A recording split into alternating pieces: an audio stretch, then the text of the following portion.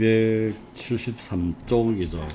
제8장 대하의 기술에 관하여 그 첫 줄에 보면은 자기는 자기 계획의 주인일 뿐이고 자기 일의 승패를 가리는 주인은 운명이라고 대답한 것처럼, 나중에도 뭐 뒤에 나오겠지만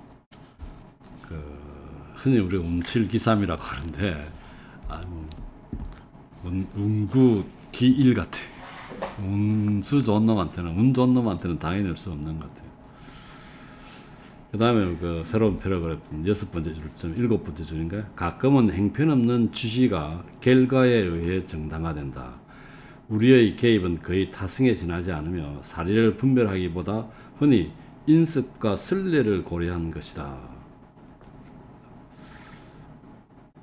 그 밑에서 계속해서 보면은 가장 범용하고 캐캐묵은 것들이야말로 어쩌면 가장 안전하고 보여주기에는 아니더라도 실행하기에 가장 적절한 것이라. 가장 진부한 이치가 가장 견실한 것이고 가장 보잘것없고 어설프며 가장 닳고 다른 이치가 일처리에는 더 적합하다 한들 그게 어떠랴.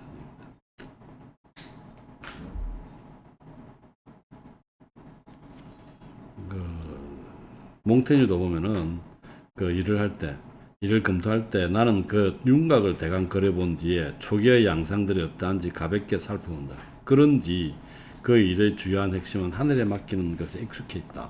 운수와 운명에 맡겨 있다는 얘기죠. 아까 말한 얘기 또 나오면 274쪽에 두 번째 줄에 내 생각에 행운과 불운이야말로 두 가지 어떤가는 힘이다. 운이죠. 운이 가장 큰 힘이라는 얘기죠. 인간의 지혜가 행운의 역할을 대신할 수 있다고 여기는 것은 지혜롭지 못한 생각이다.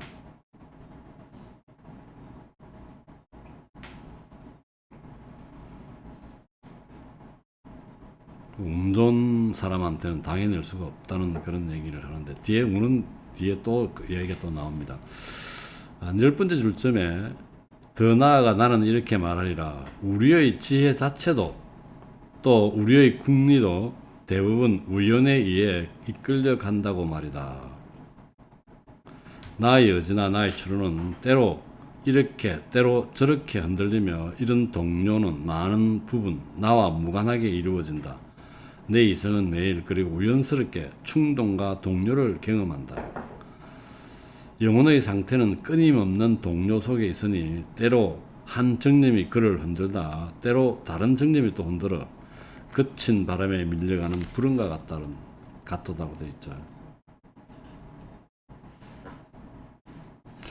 투키티데스 이 사람은 굉장히 높게 평가를 하고 있는 것 같아요. 275쪽에 네 번째 줄에 그리고 투키티데스가 말하고 있는 바 대체로 조야한 이들이 재빠른 이들보다 자기 역할을 더 잘 수행한다.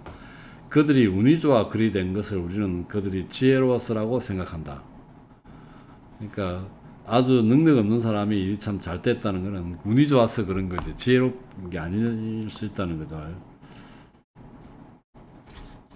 그래서 10번째 줄점에 그래서 나는 결과라는 것은 어느 매너로나 우리가 지닌 가치나 역량의 헛술한 증거라고 말하는 것이다.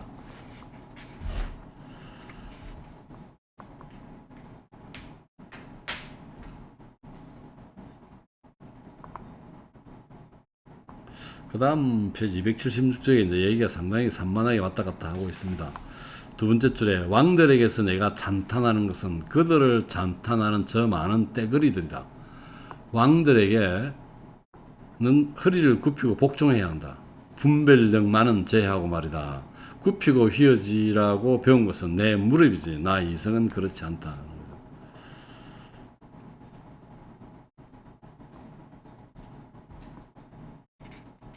그 다음에 안티스테스 얘가 나옵니다. 12번째 줄점에 아테네인들에게 그들이 가진 당나귀도 말처럼 들판을 경작하는 데 쓰도록 지시하라고 권했다. 그가 들은 대답은 당나귀는 그런 일에 맞게 태어난 짐승이 아니라는 것이다. 그래서 그는 이렇게 반박했다. 그건 별로 중요하지 않소. 중요한 것은 당신들이 무슨 명령을 내리느냐일 뿐이지 아무리 무식하고 무능한 사람일지라도 전쟁을 지휘하라고 맡겨주면 당신들이 유임했다는 사실 때문에 그들은 즉시 지휘하기에 마땅한 사람이 되기 때문에요. 자리가 사람을 만들어주는 것 같아요. 그런 얘기죠. 그 다음 이와 비슷한 경우로 자기들 사이에서 사람을 뽑아 왕으로 신성시하는 수많은 민족의 관습이죠. 그냥 평범한 사람이었는데 왕으로 뽑히는 그 순간 신성시한다는 거죠.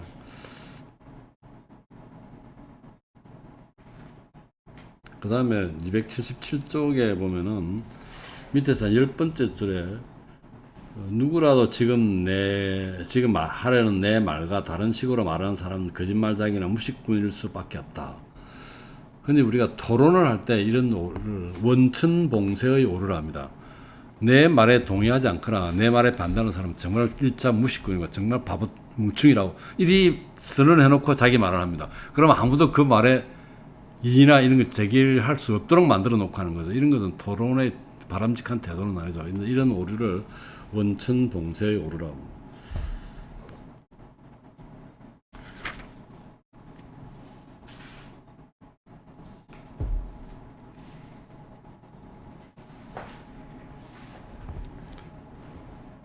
그 다음에 뭐 대화할 경우에 그 278쪽이 두 번째 줄에 어떤 말에 그 말에 담긴 아름다움과 진실이 없다는 것이더라도 우리는 늘 포기해서는 안 된다. 항상 따져야 된다는 거죠.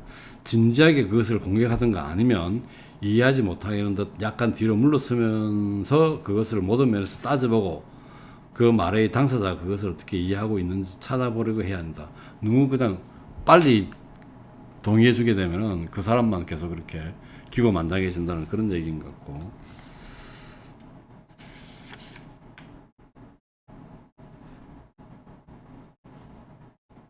그 다음에 278쪽의 밑에서 한 6번째 줄쯤에 이것은 좋다 저것은 나쁘다라는 식으로 일반적으로 표현되었을 경우 그들 판단의 적절함이 요행 탓은 아닌지를 알아낼 일이다.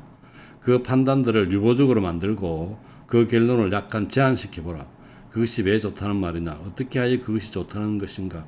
그런 식의 일반적 판단은 내보기 아주 흔한 일이지만 아무것도 이야기하는 것이 없다. 그것은 마치 비유가 좀 멋있습니다. 군중 속에 한 무리로 있는 사람들 전체에게 인사하는 식이다. 사람들을 정말 잘 알고 있는 이들은 그들에게 이름을 불러 인사하며 그들 각각을 개별적 인간으로서 구분한다.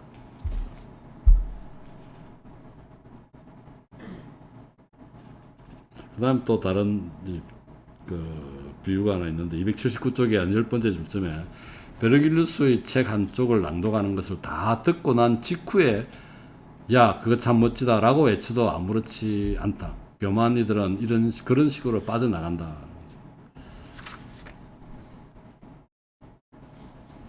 281쪽에 보면은 6번째 줄에 어리석음이나 무분별함을 한 번의 경고로 치유할 수는 없다. 그리고 또 재밌는 표현이 있습니다. 전투 순간에 부대를 독려하는 연설을 요구하던 이에게 기르스 대왕이 했던 대꾸가 있다. 좋은 노래를 한 곡 듣는다고 즉시 훌륭한 음악가가 되지 못하는 것처럼 멋진 연설을 듣는다고 전장에서 훌륭한 전사가 되는 것은 아니다. 훈련을 통해서 학습을 먼저 해야 된다는 얘기죠. 그리고 새로운 패러그램에 교정하고 가르치는데 집요해야 하는 것은 우리 가족에게 지고 있는 업무지만 처음 만난 행인에게 설교를 늘어놓는다거나 처음 마주치게 되는 사람에게 무지와 어리석음을 꾸짖으며 가르치려 드는 일은 내가 혐오하는 풍습이다.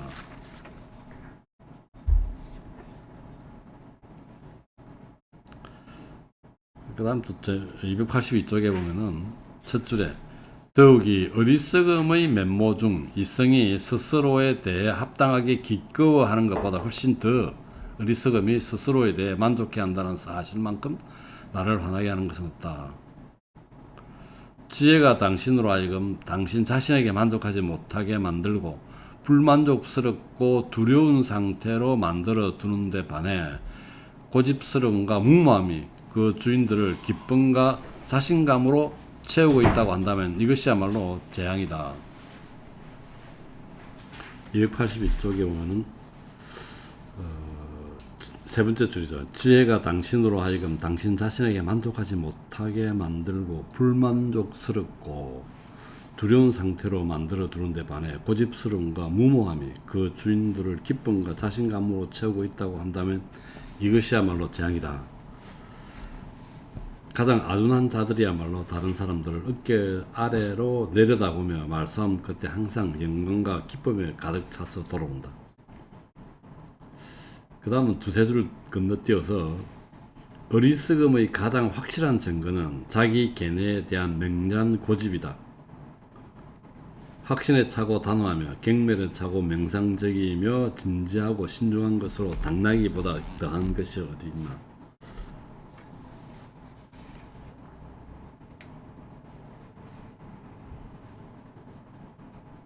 283쪽에 한 10번째 줄에 보면 8번째 줄인가요? 유쾌하게 귀를 기울이면서 반격을 가할 더 좋은 기회를 기다리는 것이다. 상인이라고 항상 이익만 보는 것은 아니다. 대부분의 사람은 말문이 막히면 음성과 표정이 바뀌며 자신을 수습하는 대신 무례하게 화를 내므로써 그들의 허약함과 초조함을 드러내고 만다.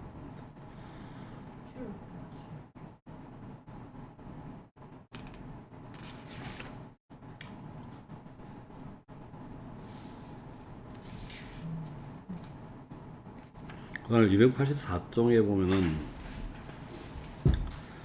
밑에 세 번째 줄에 왜냐하면 사람들이란 내 보기에 대체로 자기 작업에 대해서도 다른 사람들 작업에 대해서만큼 잘못 판단한다. 판단하기 때문이다. 그것은 자기의 감정을 개입시키기 때문만이 아니라 그것을 이해하고 분별하는 능력이 결여되어서이기도 하다. 좀 감정뿐만 아니라 판단 능력의 결여라는 얘기죠. 그 다음에 딱 중간점 보면은 285쪽 좋은 책의 축약본을 쓸 수도 있으며 그렇게 되면 사실 가로 안에 보면 좋은 책 축약본이란 모두가 바보짓이다. 그렇게 되면 그 원본 책 자체는 사라지게 될지 모른다. 그 다음에 그 누구 책에서 읽은 걸 소개하면서 285쪽의 세 번째 줄이 밑에서 메모한 내용입니다. 자기 주인이 마땅한 보상을 해주기 불가능할 정도로 너무 큰 봉사를 하는 것은 우리가 경계해야 한다.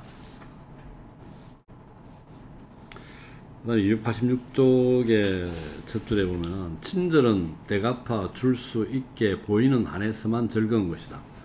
그것을 훨씬 넘어서는 경우 우리는 고마움이 아니라 미움을 가지고 갚게 된다. 세네카는 이것을 강력하게 표현했다. 대갚지 못하는 것을 수치로 여기는 사람은 자기에게 베푼 자가 죽기를 원한다.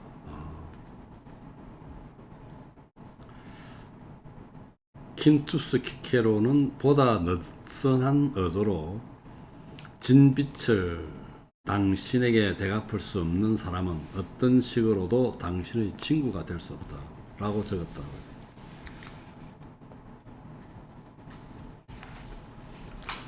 참 다양한 얘기를 이리저리 이야기 많이 하고 있습니다.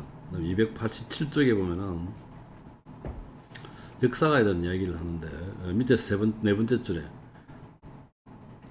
타키투스의 작품은 역사적 사건의 서술이라기보다 그에 대한 판단이다. 거기에는 일화보다 가르침이 더 많다. 그것은 읽어야 할 책이 아니라 공부하고 배워야 할 책이다.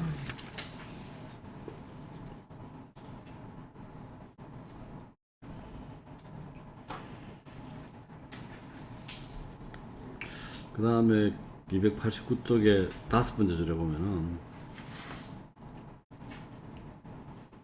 더욱이 우리는 결코 의혹이 증거를 압도하게 해서는 안 된다. 그래서 나는 이 점에 대해서는 타키투스를 믿지 않는다. 이 앞에 타키투스가 그 폼페우스와 그 마리우스 신라 이야기를 하고 있었죠. 폼페우스에 대해서 좀 악평을 하고 있었던 게 이 사람 마음에 안 든다는 얘기입니다.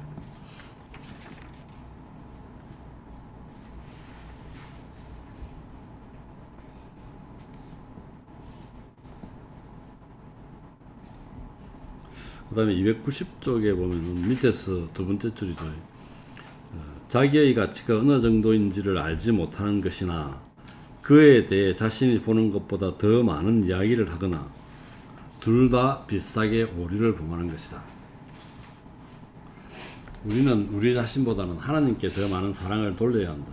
그런데 우리는 그분을 우리 자신에 대해서보다 더 모르면서도 그래도 스스로 질리도록 그분에 대해 이야기한다.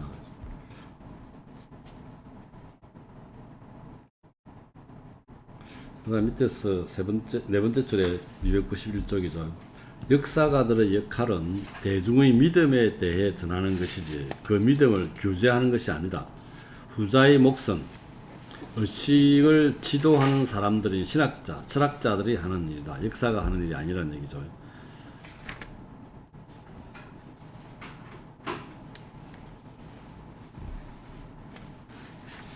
그래서 그 때문에 그의 동료 역사가이자 그만큼이나 위대한 인물이었던 이가 아주 지혜롭게 이런 말을 했다. 참으로 나는 내가 믿는 것보다 더 많은 것을 전해주고 있다. 왜냐하면 내가 의심하는 것들을 단언할 수도 없고 구준으로 전해 들은 바를 생략할 수도 없으니 말이다. 또 다른 이는 이렇게 말했다. 이것들은 진실이라고 보정할 수도 없고 아니라고 부정될 수도 없다. 우리는 전해진 바를 고수해야 된다. 그래서 그 중간에 딱 보면은 10번째 줄인가요? 그것은 아주 적절한 말이다. 그들 역사가들이 자기네 평가에 따라서가 아니라 전수된 바대로의 역사를 우리에게 전해주게 하라.